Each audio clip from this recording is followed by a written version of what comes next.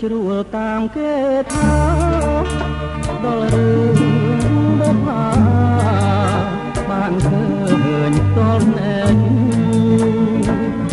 ការីក្នុងចិត្តកើតមានណែមានក្លិនចំឡាយ